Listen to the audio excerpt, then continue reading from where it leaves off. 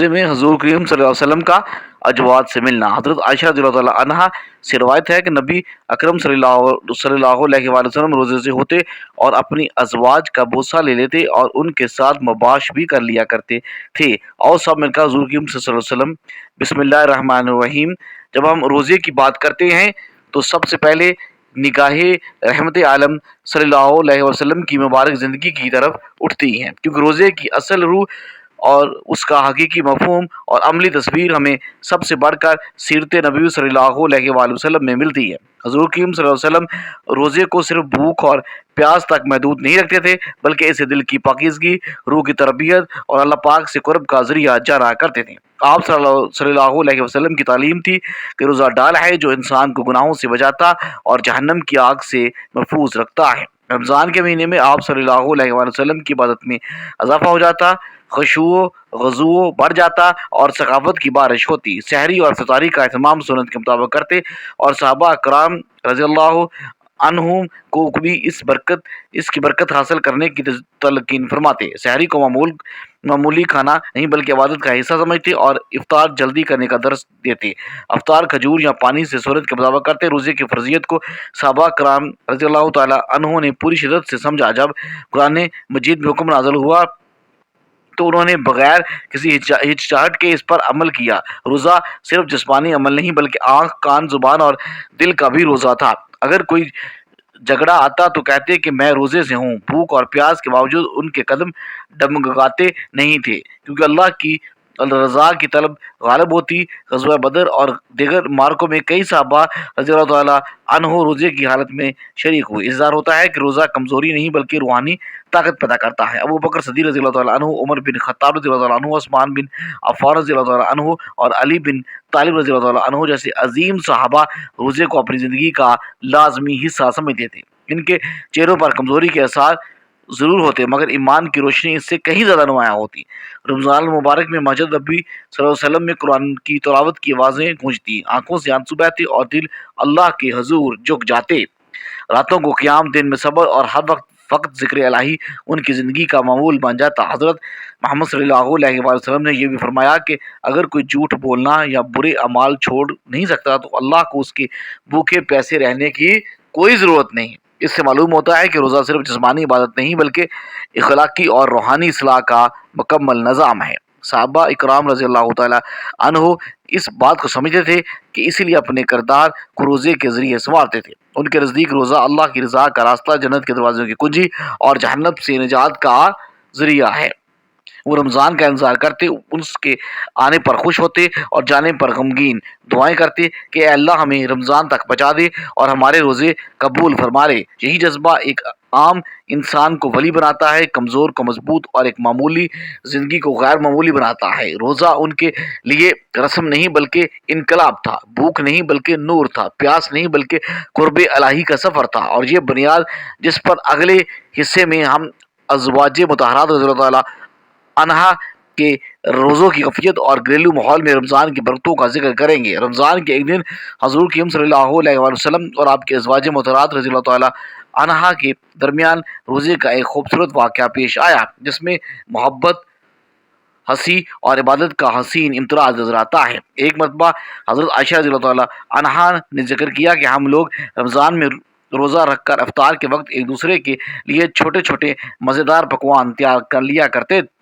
حضور اکرم صلی اللہ علیہ وسلم جب افطار کے وقت آئے تو ہم نے سوچا کہ آپ صلی اللہ علیہ وسلم کو خوش کرنے کے لیے ایک خوشگوار اور چھوٹا سرپرائز پیش کریں۔ ہم نے گھر کے اندر کچھ کھجوریں، پانی اور تھوڑی سی مزیدار روٹیاں چھپا کر رکھی تھیں۔ حضور کریم صلی اللہ علیہ وسلم جب اندر تشریف لائے تو آپ صلی اللہ علیہ وسلم کی آنکھیں چمک اٹھیں اور آپ صلی اللہ علیہ وسلم نے مسکراتے ہوئے پوچھا کہ آج تم لوگ کیا مزہ چکھانے کی تیاری کر رہے ہو؟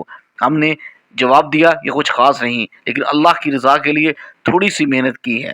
حضور کریم صلی اللہ علیہ وسلم نے نہایت خوشی سے کہا کہ تمہارے دلوں کی نیت بہت قیمتی ہے اور روزے کی روح بھی اس میں ہے کہ بھوکے پیاسے کے دل میں خوشی پیدا کرو۔ پھر آپ صلی اللہ علیہ وآلہ وسلم نے افطار کے لیے ہم سب کو بلایا اور ہم نے دیکھا کہ حضور کریم صلی اللہ علیہ وسلم خود سب کے لیے کھانے میں ہاتھ ڈال کر ہماری محنت کو مزیدار بنا دیتے، اور وہ دن ہمارے لیے ایک خاص یادگار بن جاتا، کیونکہ ہم نے محسوس کیا کہ روزہ صرف بھوک اور پیاس کا نام نہیں بلکہ ایک دوسرے کے لیے خوشی اور محبت کے اظہار کا ذریعہ ہے۔ حضور کریم صلی اللہ علیہ وسلم کے چہرے پر مسکراہٹ تھی اور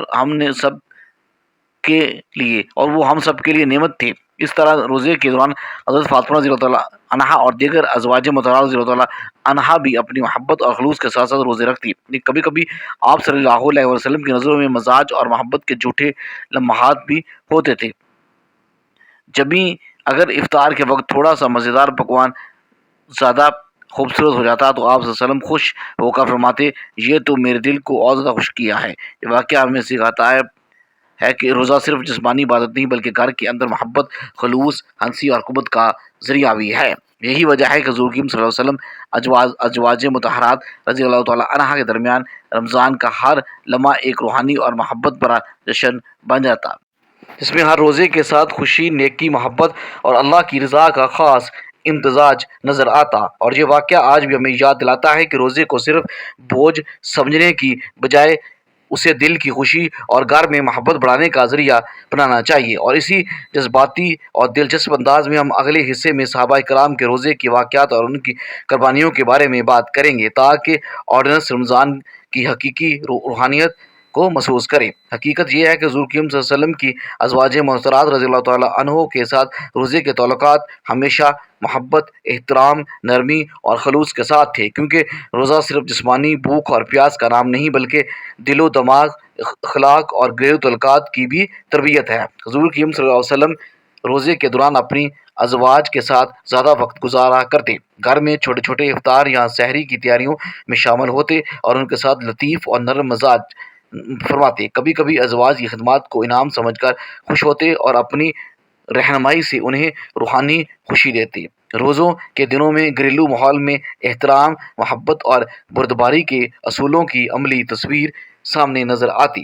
صحابہ کرام کی بیویوں کو یہ معلوم تھا کہ رمضان میں حضور صلی اللہ علیہ وسلم کا میلاپ اور ملاقات صرف جسمانی طور پر نہیں بلکہ دل سے اور نیت کے لحاظ سے بھی ہوتا ہے، یعنی ایک دوسرے کی خدمات، احسان اور خوشی کا احساس پیدا کرنا۔ حضور صلی اللہ علیہ وسلم ازواج مطہرات کے ساتھ کبھی کبھی روزے کو سختی یا بوجھ کے طور پر نہیں رکھتے بلکہ اسے ایک محبت بھرا تجربہ اور روحانی مزہ سمجھتے تھے۔ ان کے رویے میں یہ واضح ہوتا کہ گھر کے اندر روزہ رکھنے والا ہر لمحہ عبادت اور تعلق انسانی کا حسین امتزاج ہے۔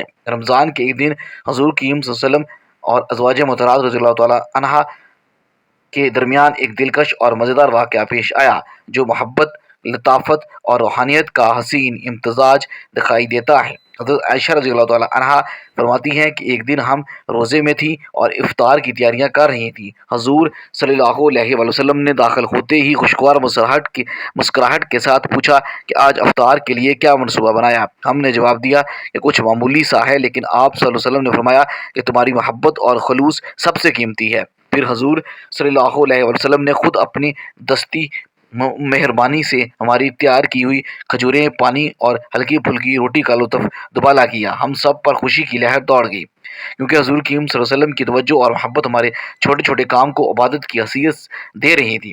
اسی دوران آپ صلی اللہ علیہ وسلم نے نہایت نرمی سے ازواج محترمات سے باتیں کی اور ان کے ساتھ ہنسی مذاق کیا، چھوٹے چھوٹے لطیف مزاج کے لمحات پیدا کیے تاکہ روزے کی بھوک اور پیاس کے درمیان دلوں میں خوشی اور سکون رہے۔ کبھی آپ صلی اللہ علیہ وسلم نے کہا کہ آج تم نے میرے لیے بہت محبت بھرا کام کیا اور یہ کہ تمہارے دل کی نیت اللہ کو سب سے زیادہ عزیز ہے۔ اس کے بعد افطار کے وقت ہم نے سب مل کر کھانا کھایا اور حضور کے وسلم کے چہرے پر خوشی اور سکون کی روشنی دیکھی، جس نے ہمیں یہ سبق دیا کہ روزہ صرف جسمانی بھوک اور پیاس نہیں بلکہ گھریلو محبت، خلوص اور تعلق قلبی کا ذریعہ بھی ہے۔ حضور کریم صلی اللہ علیہ وسلم اور ازواج مطہرات کے درمیان یہ میلاپ نہ صرف روزے کی روحانی اہمیت کو ظاہر کرتا بلکہ یہ بھی ہمیں سکھاتا کہ روزے کے دن گھر میں محبت، احترام اور خوشی کی فضا قائم رکھنا عبادت کا حصہ ہے۔ یہی وجہ ہے کہ ہر رمضان کے دن حضور صلی اللہ علیہ وسلم کے گھر ایک حسین جشن، خلوص بھرا ماحول اور روحانی سکون کے ساتھ گزرتا، جس میں ہر لمحہ قربت الہی اور ایک دوسرے کی خوشی میں شرکت کا درس ہوتا۔ حضرت عائشہ رضی اللہ تعالیٰ عنہا فرماتی ہیں کہ حضور کریم صلی اللہ علیہ وسلم روزے کے دوران بھی اپنی ازواج محترمات رضی اللہ تعالیٰ عنہ کے ساتھ محبت اور خلوص کے مظاہرے ظاہر کرتے۔ روزہ رکھنے کے باوجود آپ صلی اللہ علیہ وسلم کی محبت اور شفقت میں کمی نہ آتی بلکہ مزید بڑھ جاتی۔ آپ صلی اللہ علیہ وسلم روزے کے دن اپنی بیویوں کے پاس بیٹھتے، ان کی خدمت کرتے اور کبھی کبھی چھوٹے چھوٹے بوسے اور نوازشیں بھی فرما دیتے۔ اس طرح کہ نہ صرف روحانی سکون ملتا بلکہ دلوں میں خوشی اور محبت کی روشنی بھی قائم ہوتی۔ یہ بوسے نہ جسمانی خواہش کا اظہار تھے نہ دنیاوی لطف کے لیے تھے بلکہ خلوص، تعلق قلبی اور گھریلو محبت کا ایک حسین عملی مظہر تھے۔ حضرت عائشہ رضی اللہ تعالیٰ عنہا بیان کرتی ہیں کہ جب ہم روزہ رکھتے تو حضور صلی اللہ علیہ وسلم ہمیں دیکھ کر مسکراتے اور کبھی کبھی افطار کے وقت تھوڑی سی مزاح یا لطیف باتوں کے ساتھ بوسے دے دیتے تاکہ ہمارا دل خوشی ہو اور روزے کی تکلیف کا محسوس ہو۔ اس میں نہ صرف روزے کی روحانی اہمیت چھپی تھی بلکہ گھریلو تعلقات میں نرمی، محبت اور خلوص کا سبق تھا۔ حضور صلی اللہ علیہ وسلم کی یہ عادت ہمیں یہ سکھاتی ہے کہ روزہ صرف بھوک اور پیاس تک محدود نہیں بلکہ دلوں کی نرمی، محبت اور اخلاق کی تربیت کا بھی ذریعہ ہے۔ صحابہ کرام اور ازواج مطہرات رضی اللہ تعالیٰ عنہا اس بات کو خوب سمجھتی تھی کہ روزے کے دن بھی تعلقات میں خوشی، محبت اور نرمی قائم رکھنا عبادت کا حصہ ہے۔ اسی لیے حضور صلی اللہ علیہ وآلہ وسلم نے کبھی اپنے روزے کو سختی یا بوجھ نہیں بنایا بلکہ محبت، اخلاق اور تعلقات میں لطافت پیدا کی۔